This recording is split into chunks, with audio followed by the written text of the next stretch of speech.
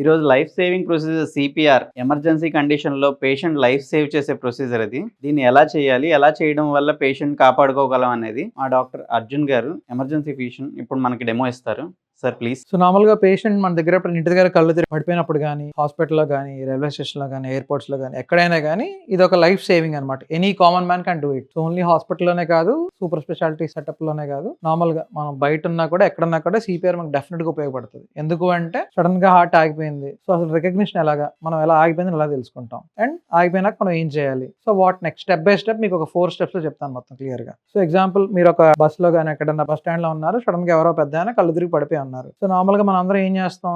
ఒక గుంపులో నించొని చూస్తాం. ఎవరు ఏం చేయరు. అలా నించొని చూస్తూ ఉంటారు. సో ఫస్ట్ థింగ్ తట్టి లేపి చూడాలి. లేవట్లేదు. సో గట్టిగా తట్టి చూస్తారు. లేవట్లేదు. సో నెక్స్ట్ గిచ్చి చూడొచ్చు. అయినా కూడా లేవట్లేదు. సో వెంటనే మనం ఏం చేయాలి? 2 రకాల పల్సేషన్స్ ఉంటాయి. ఒకటి కెరటిడ్, ఒకటి ఫిమోరల్. ఇక్కడ ఈ మిడ్ లైన్ లో ఇలా పక్కకి ఇలా స్లైడ్ చేస్తే చిన్న గ్రూవ్ లా గుంతలా ఉంటుంది. ఇక్కడ మినిమం 5 నుంచి 10 సెకండ్లు చూస్తే మనకి నాడి తెలుస్తుంది, పల్స్ తెలుస్తుంది అనుకోండి. సో ప్రాణం ఉంది, సిపిఆర్ చేయాల్సిన అవసరం అయితే లేదు. బట్ నాడి తెలియట్లేదు. So unit to do CPR. So ఎక్కడ చేయాలి? Primary point.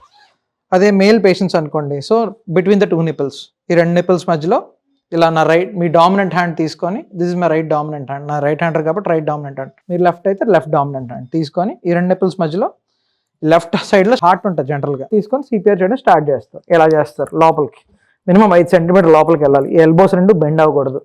And me బ్యాక్తో pressure పెట్టాలి కంటిన్యూస్గా. అలా 1 2 3 4 5 6 సెకండ్కి అట్లీస్ట్ 2 కంప్రెషన్స్ వచ్చినట్టుగా చూసుకోవాలి.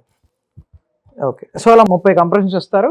2 బ్రెత్స్ మీ దగ్గర ఇలాంటి, ఇది యాంబూ మాస్క్ అంటారు దీన్ని. సో ఇది హాస్పిటల్స్ లో కానీ అన్ని అంబులెన్స్ లో ఉంటుంది.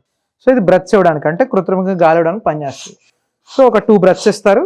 అలా ఎంతసేపు చేస్తాం? కంటిన్యూస్ గా 2 నిమిషాల పాటు చేస్తాం. 2 నిమిషాల పాటు చేసిన తర్వాత పల్స్ ఎలా ఉందో చూసుకుంటాం. పల్స్ ఉంది అంటే మనం సిపిఆర్ చేయడం వల్ల పేషెంట్ హార్ట్ రీస్టార్ట్ అయింది. So that's a good sign. లేదు, రీస్టార్ట్ అవ్వలేదు. సో మళ్ళీ 5 నుంచి 10 సెకండ్లు పల్స్ చూస్తాం. సో మళ్ళీ స్టార్ట్ డూయింగ్ సిపిఆర్. మళ్ళీ రైట్ డామినెంట్ హ్యాండ్ ఇంటర్లాక్ చేసుకుంటాం, ఆపోజిట్ హ్యాండ్ తో ఇంటర్లాక్ చేసుకుని మళ్ళీ సిపిఆర్ చేయడం స్టార్ట్ చేస్తాం. పోనీ ఎందుకు, మనకి ఎవరో పేషెంట్ ఎవరో తెలియదు. సో మనం బ్రెత్ ఇవ్వడానికి ఇబ్బంది పడుతున్నాం. So obviously some unknown person breath ఇవ్వాలి, మౌత్ బ్రెత్ ఇవ్వాలంటే మనకి ఆబ్వియస్లీ ఇబ్బందిగా ఉంటుంది కదా. సో అప్పుడు ఓన్లీ సిపిఆర్. అట్లీస్ట్ సిపిఆర్ చేయడం వల్ల ఏమవుతుందంటే హార్ట్ నుంచి బ్రెయిన్ కి బ్లడ్ సప్లై వెళ్తుంది. సో బ్రెయిన్ హైపాక్సిక్ డ్యామేజ్ అవ్వకుండా కాపాడుతుంది, బ్రెయిన్ డ్యామేజ్ అవ్వకుండా కాపాడుతుంది. మన CPR only compression, only life support, అదొక కాన్సెప్ట్ ఉందన్నమాట. ఏంటంటే ఓన్లీ సిపిఆర్ ఒకటే చేసుకున్నా సరిపోతుంది. సో ఇలా ఎంతసేపు చేస్తాం? అంబులెన్స్ వచ్చినంత వరకు.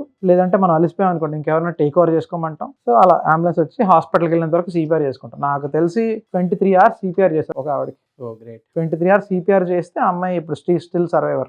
That is highest point of CPR. అంటే 2 నిమిషాలు 3 నిమిషాలే కాదు. సో మన బేసిక్ సిపిఆర్ జస్ట్ 2 నిపుల్స్ మధ్యలో. అదే ఫిమేల్స్ కనుకోండి, అట్లీస్ట్ సిపిఆర్ చేయకుండా నించొని చూసే బదులు సిపిఆర్ చేస్తే పేషెంట్ అన్నా సర్వైవ్ అవుతాడు. హాస్పిటల్లో సమ్ ఎమర్జెన్సీ సర్వీసెస్ వచ్చేలోపు మనం సిపిఆర్ చేస్తే మనకు డెఫినెట్గా will have a positive result. ఇది కూడా గోల్డెన్ అవర్ లాగా తీసుకోవచ్చు.